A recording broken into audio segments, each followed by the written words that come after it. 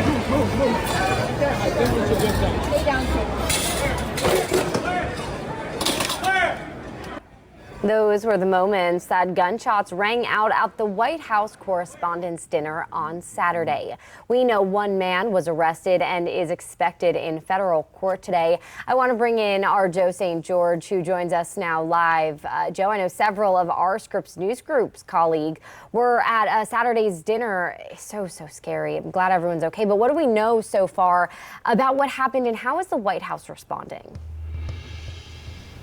Yeah, emotion's still raw for many of our colleagues that were at the dinner. Now this Monday morning, there are a few things we're watching. One, as we've been reporting this morning, the suspected gunman is expected to face those criminal charges for the very first time. Charges to include assaulting a police officer, using a firearm, and committing an act of violence. But we're expecting additional charges in the days and weeks to come when the formal indictment occurs. This is just beginning. Will any new nuggets of information come out today is another thing we're tracking. We know from the Attorney General, the acting Attorney General, that the suspect traveled by train from California to Washington. Why might you travel by train? Well, security experts will say different security measures. If he truly brought firearms with him, is that something that needs to be looked at in this country? Additionally, he was a guest at the hotel. When you are a guest at the hotel and the president is speaking at a ballroom in that hotel, is that a scenario where there needs to be different security measures?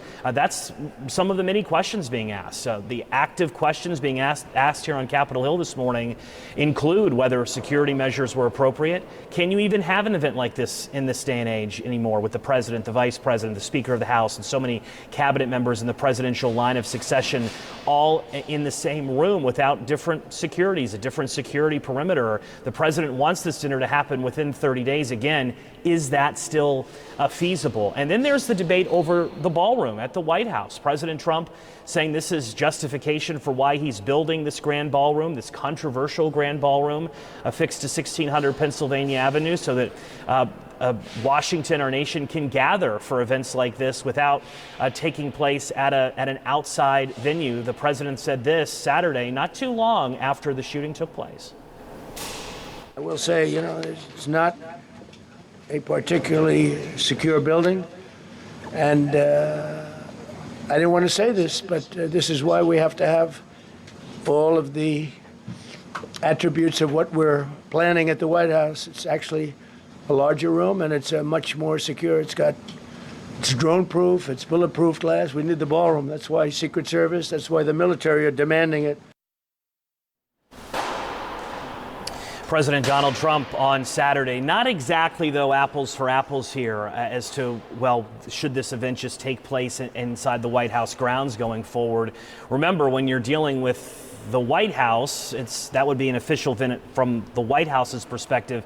Even though it's White House Correspondents Association, it's a separate group. Think of it as something totally different. There are typically receptions in rooms near the ballroom during the White House Correspondents Center. You couldn't have that at the White House. And President Trump's proposed ballroom would seat, yes, 1,000 or more, but this dinner traditionally brings north of 2,000 people together. I wasn't at this year's dinner, and grateful now that I wasn't. But I've been to dinners in years past. It is packed in there like sardines. It's an event that everybody wants to be in Washington. Again, is there even a venue where it would be appropriate to hold it? The president again has said he wants this to take place within 30 days. I think a lot of reporters, journalists, certainly the White House Correspondents Association, asking today, is that even possible given all of the security concerns being brought forth on this Monday morning? Joe, if nothing else, it does bring forward a lot of questions about how we move forward in a situation like this in 2026 and beyond. I'm glad you're okay. Thank you for your report this morning.